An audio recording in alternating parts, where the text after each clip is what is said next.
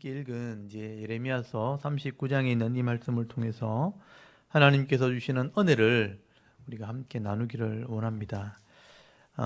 여러분 이 예레미야서 39장 말씀에는 드디어 예루살렘 성이 함락되어지는 사건이 기록이 되어 있습니다. 예레미야 선지자가 요시야 왕 제13년부터 이 마지막 왕 시드기야 왕 제11년까지 자그마치 40년 동안 이 말씀을 계속 외쳤습니다. 하나님이 이 땅을 심판하실 것이고 예루살렘 성은 망하게 될 것이라 40년 동안 이 하나님 말씀을 외쳤는데 결국 이 하나님 말씀대로 이 말씀이 성취가 되는 거예요. 하나님 말씀대로 모든 것이 이루어졌다는 것을 지금 확인할 수 있는 것이 지금 예레미야 39장에 있는 말씀입니다.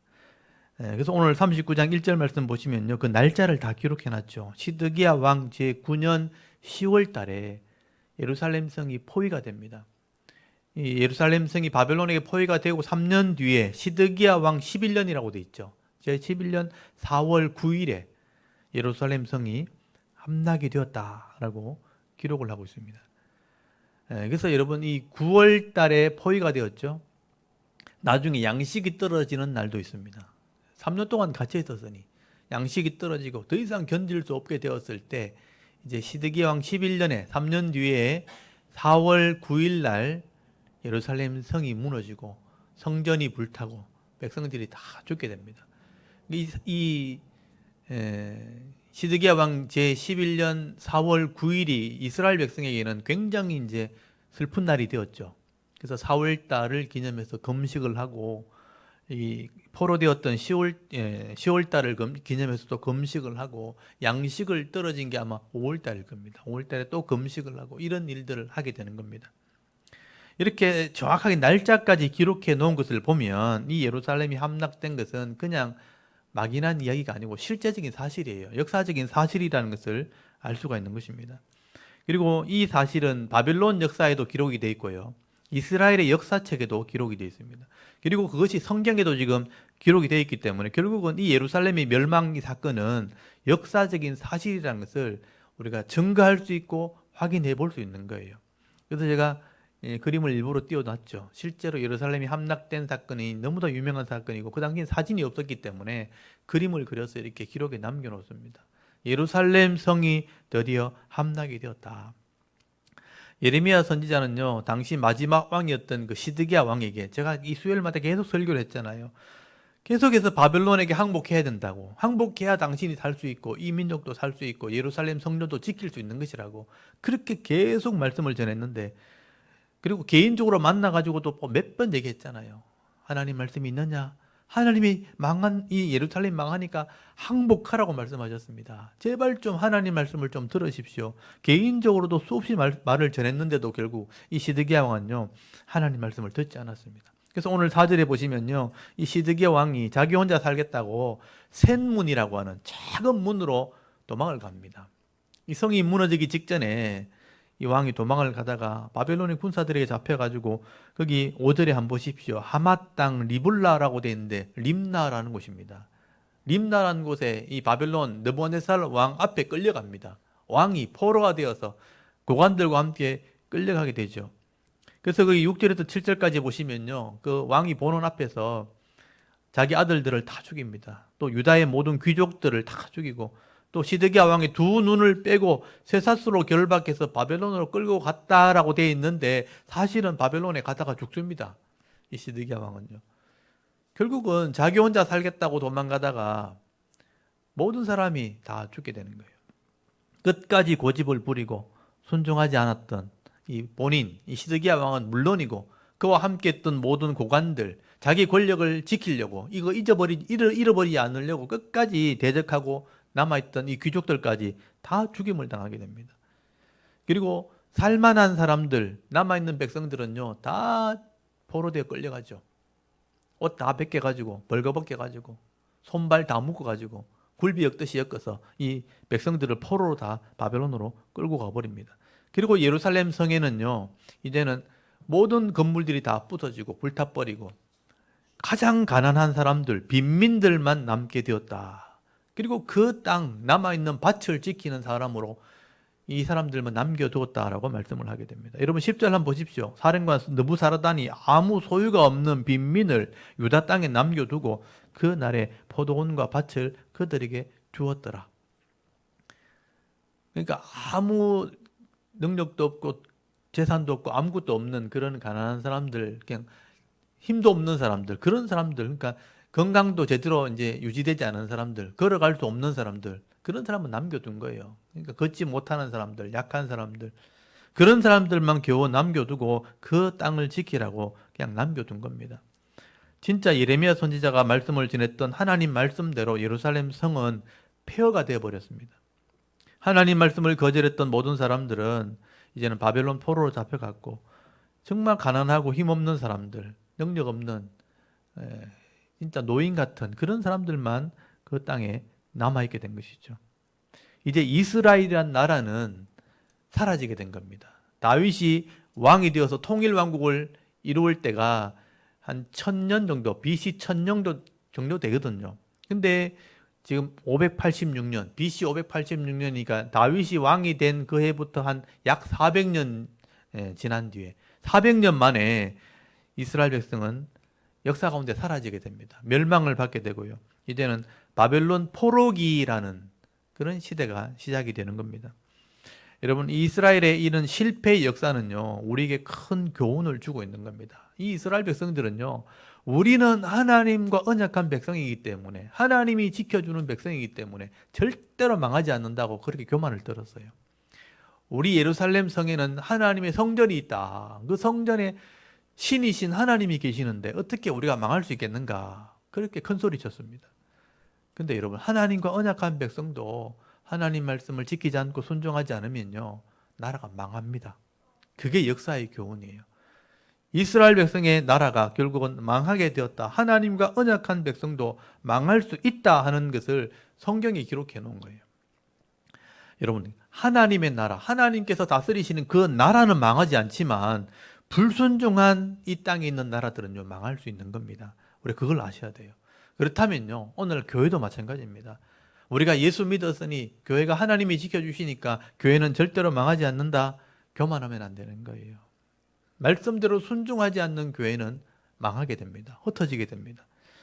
여러분, 이스라엘 백성들이 하나님 말씀을 버리고 세상의 우상과 세상의 죄의 모습을 닮아가다가 결국 망했던 것처럼 오늘 우리 교회가 또 우리 성도들이 하나님 백성이라고 하면서도 하나님 말씀을 제대로 배우지 않고 이 말씀을 읽지 않고 말씀을 덮어놔버리고 말씀을 버리고 세상의 문화, 세상의 방법을 쫓아가다가는 결국 역사 속에 이스라엘 백성들처럼 우리도 망할 수 있는 거죠. 실패할 수 있고 망할 수 있고 무너질 수 있다는 것을 여러분 꼭 아셔야 되는 겁니다.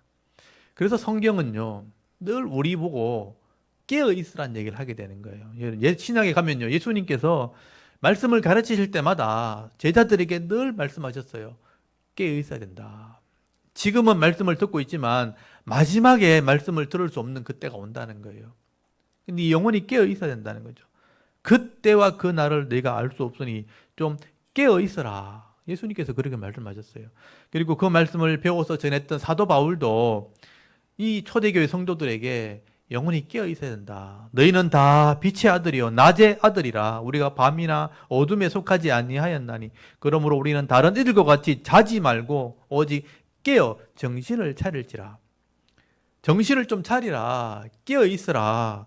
여러분, 사도 베드로도요, 예수님 기도할 때 1시간도 참지 못하고 잤잖아요.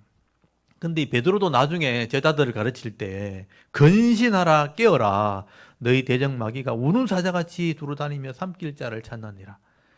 마귀가, 영적인 존재 사탄이 우는 사자같이 자기 먹이를 찾듯이 잠자는 성도를 찾으러 다닌다는 거예요. 근신하고 좀 깨어 있어야 된다.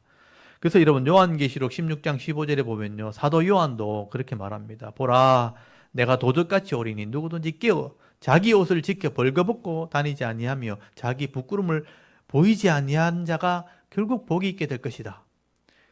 깨어 있는 자, 그러니까 잠자는 자, 자기 옷을 벌거벗고 있지 않는 자, 이 말은 뭐냐면, 옷은 뭐냐면요, 성도의 삶을 얘기하는 거예요. 영혼이 깨어서 말씀으로 옷을 입고 있는 사람이 복 있는 사람이라. 근데 자다가 말씀대로 순종하지면서도 벌거벗은 모습으로 살아가는 그 영혼이 잠자는 영혼들이라, 깨어있지 못한 영혼들이라 그렇게 말씀하는 겁니다. 왜 성경은 이렇게 자꾸 깨어있으라 이렇게 말할까요? 육신의 잠을 자지 말라는 그런 말이 아닐 겁니다. 우리 영혼이 이 말씀으로 깨어있고 정신을 차리고 성경대로 말씀대로 내가 살고 있는지를 좀 점검하면서 살아야 된다 하는 말을 깨어있으라 그렇게 말하는 것입니다. 그래서 예루살렘이 결국은요 망했다는 거예요. 우리도 잘못하면 망할 수 있습니다. 우리 인생 가운데 망할 수 있는 거죠. 그래서 오늘 이 예루살렘의 멸망의 모습이 우리의 모습이 되지 않도록 영혼이 깨어있는 여러분 성도들이 되실 수 있길 바랍니다. 오늘도 우리가 이 하나님 말씀을 잃어버리지 않도록 이 하나님의 말씀이 변질되지 않도록 늘 깨어 순종함으로 거룩한 모습으로 자신을 지켜나갈 수 있는 그런 믿음 있는 성도들이 다 되실 수 있기를 바랍니다. 그리고 여러분 오늘 39장 11절부터 한번 보십시오. 예레미야 선지자의 모습이 기록되어 있습니다. 이 나라는 망했는데요. 하나님이 이 선지자를 지켜줍니다. 죽음의 위협 속에도 이 하나님 말씀을 가감없이 전거했던 이 예레미야 선지자는요. 이 악한 왕 바벨론이 이 땅을 다스리고 왕을 죽이는 그런 때가 되었는데도 예레미야 선지자를 살려줍니다. 신기하죠? 왕은 죽였는데 신하들은 다 죽였는데 이 예레미야를 보고 이 느부갓네살 왕이 죽이지 않습니다. 그래서 여러분 11절부터 12절까지 말씀해 보시면요. 이 예레미야 선지자를 함부로 대하지 마라 그렇게 말합니다. 여러분 11절에 보니까 바벨론의 느부갓네살 왕이 예레미야에 대하여 사령관 느부사라단에게 명령하여 이르되 그를 데려다가 선대하고 해하지 말며 그가 네게 말하는 대로 행해라. 예레미야 선지자의 말을 네가 들어라 이렇게 얘기하는 거예요. 여러분 이 느부갓네살 왕이 악한 왕입니다. 나라를 점령하고 난 뒤에 왕을 다 죽여버리고 신하도 다 죽여버렸는데 이 선지자를 보니까 하나님의 사람으로 보이는 거예요. 하나님께서 이렇게 전쟁의 위협 속에서도 예레미야 선지자를 지켜주시고 보호해 주시는 것을 우리가 말씀을 통해서 보게 됩니다. 하나님께서 왜 예레미야 선지자를 지켜주셨을까요? 하나님의 사람이고 하나님 백성이고 또 생명을 생각하지 않고 하나님 사명을 감당할 때 하나님께서 자기 백성들, 자기 사명자들은 지켜주시는 겁니다. 그래서 이 예레미야 선지자를 이 사령관 느부사라단을 불러가지고 선대해줘라. 그리고 절대로 해하지 말아라. 그리고 예레미야가 요구하는 걸 다 들어줘라. 그렇게 말씀하는 거죠. 여러분 세상이 아무리 힘들고 어려워도요. 하나님께서 자기 사명 감당하는 그런 사람들, 이 사명자들은 하나님께서 반드시 지켜주십니다. 그런 은혜가 있는 것이죠. 그래서 여러분 우리가 하나님의 사람으로 살아야 될 필요가 여기 있는 것입니다. 세상이 두렵다고 세상의 길을 따라가는 것이 아니고 세상이 험악하다고 많은 사람들이 가는 그 길을 가는 것이 아니라 하나님이 원하시는 그 길, 바른 길, 믿음의 길을 달려가면요. 우리의 생명의 주가 되신 하나님이 우리를 오른손으로 붙들어 주시는 거예요. 여러분 성경을 읽어보면 요셉도 그랬고 나중에 다윗도 그랬고 다니엘도 그랬습니다. 요셉도 혼자 종으로 17살에 팔려갔잖아요. 근데 하나님이 함께 하셨더니 그가 형통하였더라. 종으로 팔려가고 억울한 누명 쓰고 감옥 속에 들어가도 하나님이 함께 하셨더니 그가 형통하게 되었더라. 하나님이 지켜주는 거예요. 다윗도 의를 행하며 하나님께 기도하며 순종할 때에 그 사울이 죽이려고 군대를 끌고 돌아다녔는데도 하나님이 지켜주잖아요. 포위가 돼도 하나님이 살 길을 열어주고 대적들이 눈앞에 있어도 하나님이 이 다윗을 지켜주는 겁니다. 여러분 다니엘도 포로되어 잡혀갔잖아요. 사자굴에 들어갔잖아요. 악한 사람들 이 총리들에 의해서 모함을 당해가지고 악법을 만들어서 사자굴에 쳐넣어도 하나님이 사자 입을 막고 지켜주잖아요. 그러니까 상황이 중요한 게 아니고 어떤 상황 속에서도 내가 믿음을 가지고 있느냐 하는 게 중요한 거예요. 이 예레미야 선지자도 생명의 위협을 무릅쓰고 죽이려고 감옥에 집어넣고 진상에 빠뜨려도 하나님 말씀을 가감없이 그대로 전했잖아요. 하나님께서 예레미야를 지켜주겠다고 약속했기 때문에 예레미야 믿음으로 그렇게 한 것입니다. 그러므로 여러분 우리가 세상을 이렇게 보면 세상이 너무 험악해 보이기도 하고 예수 믿는 사람이 더 부끄럽게 느껴지기도 하고 세상이 변질되는 겁니다. 세상이 왜 이렇나 답답한 일이 굉장히 많이 일어나고 있지만 여러분 오늘도 여전히 우리가 이 사명 감당하면 내게 주신 직분, 내게 주신 사명 감당하게 되면 이 내 자리에서 믿음으로 잘 순종하는 길을 가게 될 때 하나님이 우리를 지켜주시는 은혜가 있다는 겁니다. 여러분 그런 위로와 그런 기쁨을 누리며 살아갈 수 있는 은혜가 있기를 바랍니다. 그게 성도입니다. 그게 하나님 백성인 거죠. 그리고 여러분 오늘 한 가지 더 마지막에 한 사람 얘기가 더 기록이 되어 있습니다. 구스인 에벳 멜렉에 대한 이야기입니다. 우리 지난주에 말씀을 나누었죠. 예레미야가 감옥에 진창에 빠졌을 때 아무도 돌아보지 않았는데 이 흑인, 구스인이 구스란 말이 흑인이란 뜻입니다. 그러니까 흑인들이 사는 동네란 뜻입니다. 에도피아. 흑인이었던 에벤메셀, 종이었던 이 사람, 이 얘기가 오늘 기록되어 있는 거죠. 나라가 망했고 왕이 죽었고 예레미야를 지켜줬다 하는 말로 끝났는데 덧붙여서 한 얘기가 더 기록된 거예요. 그럼 15절부터 단락이 나눠지면서 요 한 단락이 더 기록되어 있습니다. 하나님이 예레미야를 불러가지고 한 말씀을 주시는데 그게 뭐냐? 에벤멜렉을 내가 기억한다는 거예요. 그 에벤멜렉에게 주실 말씀이 있다는 거예요.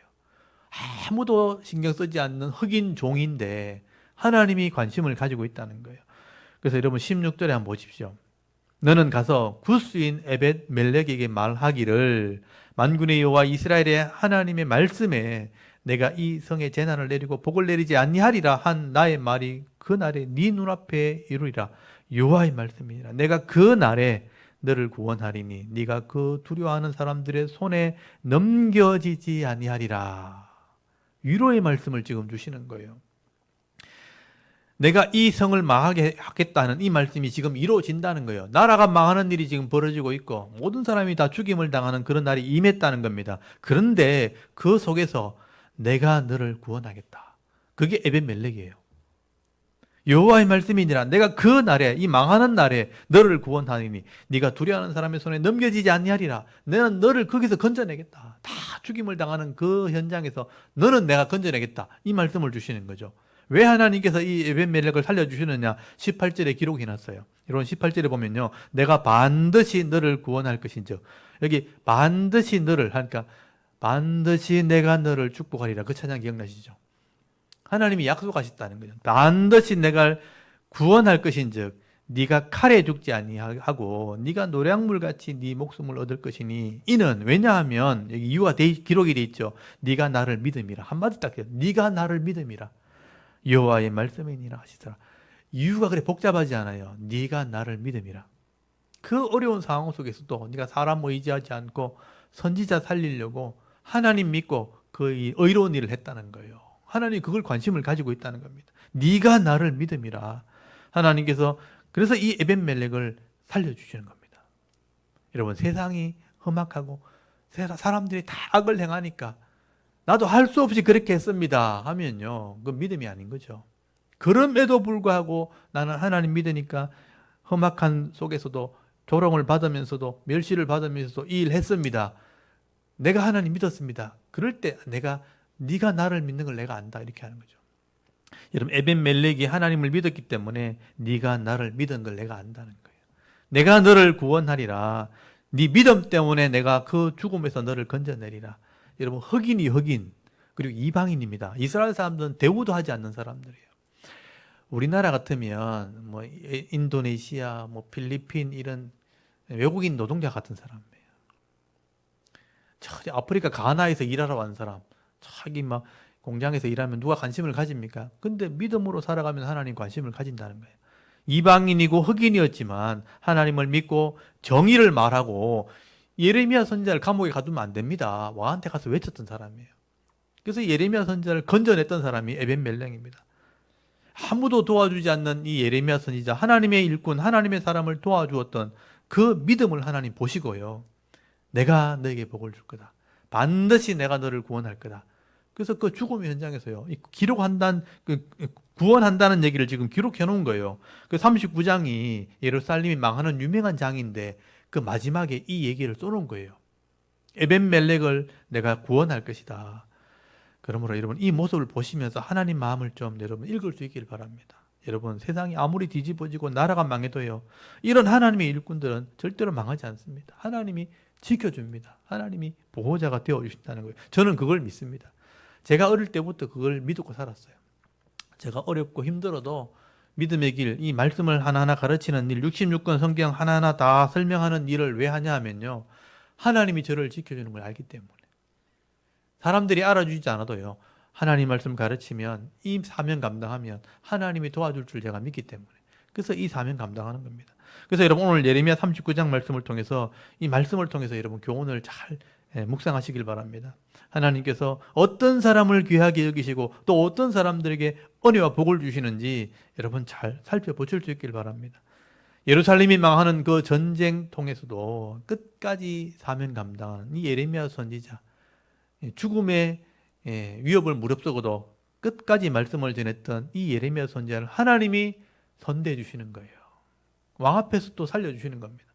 또 에벤멜렉 같은 이방인이고 연약한 자였지만 아무도 알아주지 않는 그런 사람이었지만 하나님 믿는 믿음 안에서 선한 삶을 살고 믿음으로 순종할 때 하나님이 기억하시는 거예요. 하나님이 에벤멜렉을 보호하시고 반드시 내가 너를 구원하리라. 은혜 베풀어 주시고 도와주시는 은혜를 경험하게 하시는 것이죠. 여러분 오늘 저와 여러분이 이런 은혜가 있기를 바랍니다. 여러분의 형편이 다 다르겠지만 각자가 다 어려움이 있겠지만 또 시대가 또 어렵지만 우리가 이 믿음을 가지셔야 되는 거죠. 오늘 짧은 말씀이지만 예레미야 39장 이 말씀을 같이 묵상하시면서 정말 우리 주위를 돌아볼 때 죄악이 관영하는 이런 세상처럼 보이는 이 세상 속에서 많은 사람들이 죄의 길을 달려간다고 거짓과 부정한 삶을 가지고 우리를 유혹한다 할지라도 악인의 길을 여러분 따르지 않고 죄인의 길에 서지 않고 이 믿음의 길, 의로운 자의 삶을 우리가 달려갈 때 하나님께서 지켜주시고 또 보호해 주시고 은혜 베풀어 주시는 그런 은혜로 말미암아 형통한 자의 사람을 살아갈 수 있는 저와 여러분의 영적인 삶의 모습이 되실 수 있기를 주의 이름으로 축원합니다. 아멘. 우리 잠깐 기도드리겠습니다. 하나님 오늘도 이 예레미야 39장에 기록된 이 역사의 현장을